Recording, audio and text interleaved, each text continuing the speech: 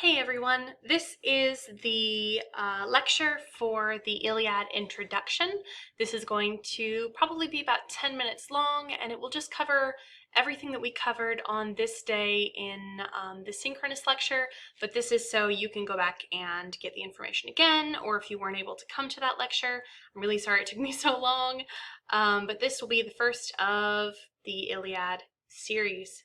Okay, let's get going. One of the things that we want to pay attention to as we read the Iliad is to think about plot and thematic similarities between it and the Epic of Gilgamesh. Obviously, they are a couple thousand years apart, thousand years-ish in terms of when Gilgamesh was written down to when the Iliad was written down, but they still share a great number of generic similarities, so similarities in terms of genre, as well as some of the themes that they cover. So a quick couple of notes about Homer. Homer is the poet to whom the Iliad and the Odyssey are attributed. He is the presumed author, but we don't know who he is. We don't even know if there was a person named Homer. Homer could be kind of a title. Homer could have been someone who was invented to attribute these epic poems to. Homer could have been the first person to be famous for telling these stories. We're not really sure. Established wisdom, so kind of folk wisdom, so in terms of the stories that we tell about Homer, these stories indicate that he was a blind poet and storyteller from present-day Turkey, but again, we have no idea how much of this is true or not because we don't have any solid historical records about Homer.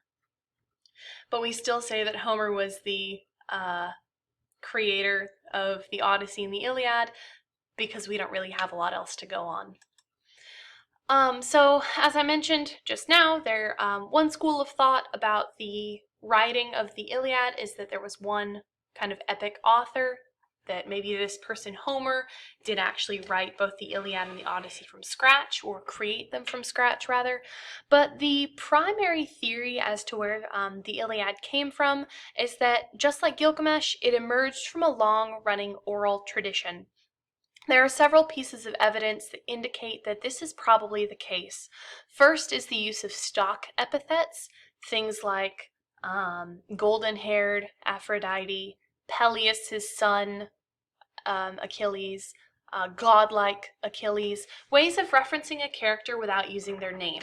Now this does two things for the storyteller. Number one, it's a mnemonic device to help them remember, who they're talking about. And number two, it reminds the audience of certain things about these characters that there may not be a lot of time in the story to discuss otherwise. So it's a way for both audience and storyteller to remember who it is that they're talking about. The second clue that this comes from a long-running oral tradition is the use of reiteration. Reiteration is kind of like repetition, but where repetition repeats a phrase or a paragraph word for word, reiteration repeats the same ideas in slightly different ways. The third clue that this was emerged from a long-running oral tradition is the poetic style, and we'll get to that in a second. Now, this story was likely first written down around the 8th to 7th century BC, but it emerges from a much older oral tradition. Whether or not Homer came up with this story, it was first a story that was told rather than a story that was written and read. And even after it was written down for the first time, it most likely would have been read aloud rather than, read silently in the way that we read books today.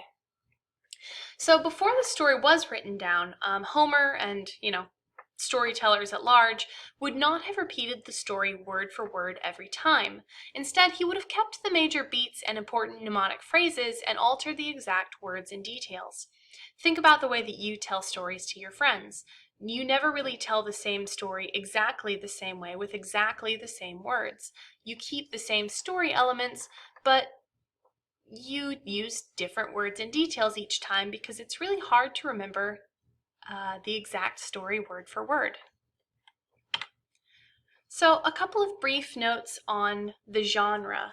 First of all, it's an epic, and it's an epic poem. So when we talk about something being an epic, we're actually talking about some very, very specific generic traits.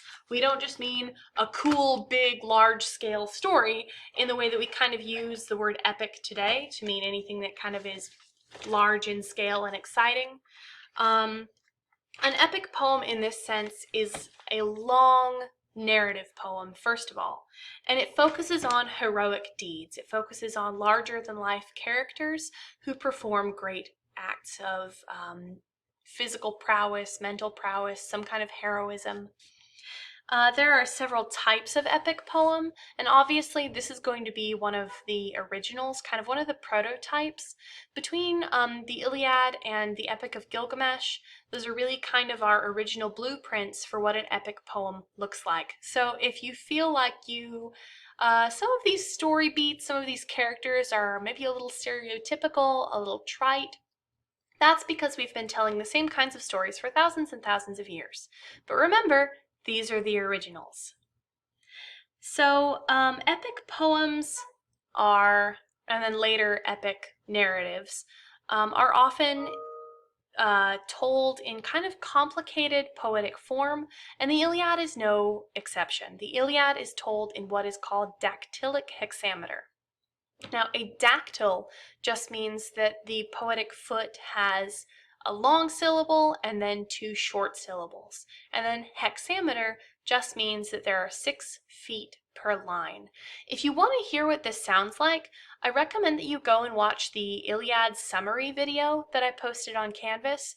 The professor who made that video is actually a classics professor, and so he can speak in the ancient Greek in a way that I, a medievalist, cannot. So definitely go watch that video if you want to hear what dactylic hexameter actually means in practice. But the translation that we're reading doesn't really hold to this, so don't worry too much about this. Just remember that epic poems are not just big, long, exciting stories. They do have a specific genre, they do have specific conventions and specific poetic attributes as well. So in terms of the story, it's important to remember that the Iliad does not tell the entire story of the Trojan War. The Iliad tells the story of just a few weeks near the end of the war, from when Agamemnon makes Achilles angry to when Hector dies. That's it. Really, that's all that the Iliad covers. Everything else we know about the Trojan War either comes from characters talking about the other events, from flashbacks, or from much later in the Odyssey when, Odysseus is recounting the tale. We have no firm historical evidence about whether or not the city of Troy ever existed or if there was a real Trojan War. Throughout the last couple of centuries, several archaeologists have said, oh, I found the city of Troy, I found the place where the city of Troy was, I found the ruins of Troy, but none of them have ever been confirmed. So we can't tell for certain if there was an actual Trojan War in the way that we talk about it, or if there was a war that later kind of morphed into the Trojan War, or if this is a complete fictional story.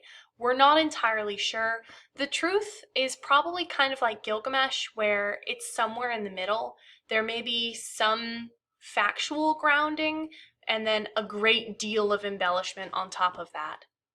So just to briefly cover the origins of the Trojan War, and this will become important when we talk about theme. When we talk about, whose fault is this war, who is responsible, who is culpable for the violence, we have to think about the origins of the war. So I'll tell you the story. The story goes that all of the Greek gods were sitting on Olympus, having a feast, doing their sort of godly things, when the goddess of strife and chaos showed up. Now, obviously, she didn't live on Olympus because who would want to live with the goddess of strife and chaos? She had with her a golden apple, and she said, this golden apple is for the most beautiful goddess. Which, of course, all of the goddesses thought that each one of them was the most beautiful, and so they started to argue. In order to come to an answer, they all went to the Prince Paris, the younger son of the king of Troy, and they said, Paris, you choose. And then Paris, realizing that he had an opportunity before him, asked what they would give him in return if he would declare them the most beautiful. The goddess Athena, the goddess of war and wisdom, promised Paris prowess in battle. The goddess Athena, the queen of the goddesses, promised Paris great wealth. And the goddess Aphrodite, the goddess of love, promised Paris the love of the most beautiful woman in the world. Paris chose Aphrodite. It just so happened that at this time, the most beautiful woman in the world was Helen, and she was married to Menelaus, the Greek king. And so Aphrodite arranged things so that Paris could essentially abduct Helen and bring her back to Troy, making everybody angry, especially making Helen's husband Menelaus angry. So Menelaus called up all of his allies and everyone who he could muster, and he brought this massive Greek allied army to the shores of Troy. And that's what set off the Trojan War. So if we are asking ourselves whose fault the war ultimately is, we could say the goddess of chaos and strife. We could say Aphrodite. We could say Paris. We could say any of these characters. It just kind of all depends on how you want to judge the concept of guilt and culpability. So before we end this video, we're going to talk briefly about the first lines of the poem, and that is the Invocation of the Muse. And the first lines go like this. Rage. Sing, goddess, Achilles' rage, black and murderous, that cost the Greeks incalculable pain, pitched countless souls of heroes into Hades' dark, and left their bodies to rot as feasts for dogs and birds, as Zeus's will was done. So we'll get to the rage part in a second. But first, I want us to focus on this Sing Goddess section because this is the invocation of the Muse. And if you recall, the Muses are the Greek goddesses of the arts. And so here, this invocation has two purposes. First, as a request for divine assistance.